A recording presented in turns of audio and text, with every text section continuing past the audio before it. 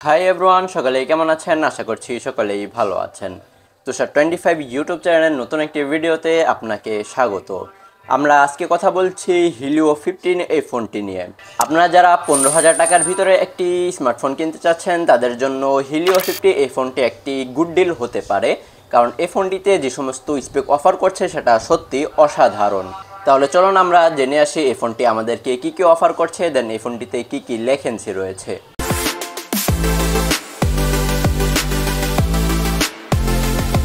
প্রথমেই চলুন এই ফোনটির বিল কোয়ালিটি নিয়ে আমরা কথা বলি। এই ফোনটির ব্যাক সাইডে গ্লাস ব্যবহার করা হয়েছে আর ফ্রেমে প্লাস্টিক থাকছে।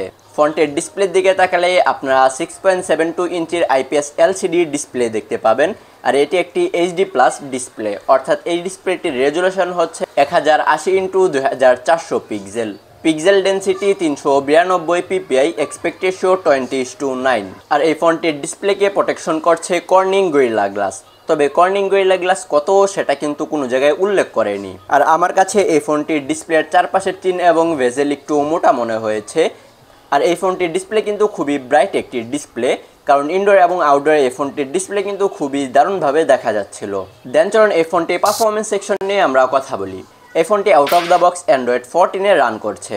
আর চিপসেট হিসেবে থাকছে মিডিয়াটেক হেলিও G88, যেটি 12nm এর আর্কিটেক্টে বিল্ড করা একটি চিপসেট। আর এই চিপসেটটি কিন্তু খুবই পাওয়ারফুল একটি চিপসেট। এই চিপসেটটি দিয়ে আপনারা যে কোনো হাই গ্রাফিক্সের গেম খুবই ইজিলি খেলতে পারবেন।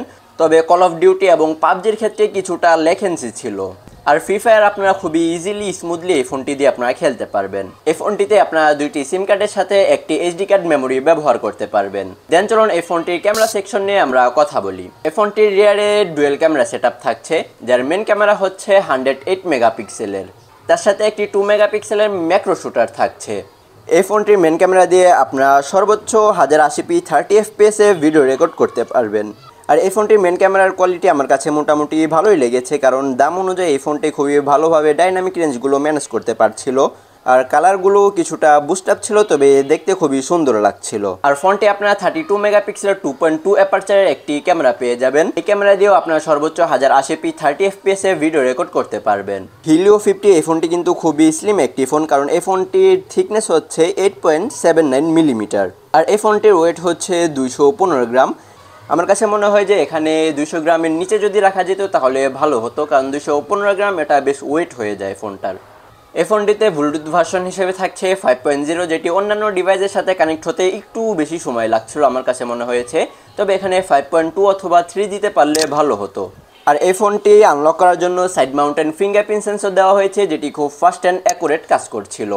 এছাড়াও এই ফোনটিতে লাইটেনিং সেন্সর থাকছে, প্রক্সিমিটি সেন্সর থাকছে, অ্যাক্সেলোমিটার সেন্সর, জাইরোস্কোপ সেন্সর এবং কম্পাস সেন্সর থাকছে। আর এত কিছু রান করার জন্য এই ফোনটিতে 5000 mAh এর একটি ব্যাটারি দিয়েছে। আর এই ব্যাটারিটিকে চার্জ করার জন্য 33 ওয়াটের ফাস্ট চার্জার দিয়েছে। আর Helio 50 এই ফোনটির অফিসিয়াল প্রাইস হচ্ছে 14,699 টাকা, অর্থাৎ 14,700 টাকার মতো। অ্যাজ আ বাংলাদেশি ফোন হিসেবে এই ফোনটি আমার কাছে খুবই ভালো লেগেছে, কারণ বাংলাদেশি কোম্পানিগুলো যে সমস্ত ফোনগুলো লঞ্চ করছে, যেমন ধরুন ওয়ালটন, স্যামসং, তাদের ফোনগুলো কিন্তু আমার কাছে খুব একটা ভালো লাগে না, কারণ তাদের ফোনের প্রাইস অনুযায়ী স্পেক কিন্তু খুব একটা মিলে না। সেই অনুযায়ী কিন্তু Helio 50 এই ফোনটি কিন্তু খুবই ভালো কিছু আমাদেরকে অফার করছে।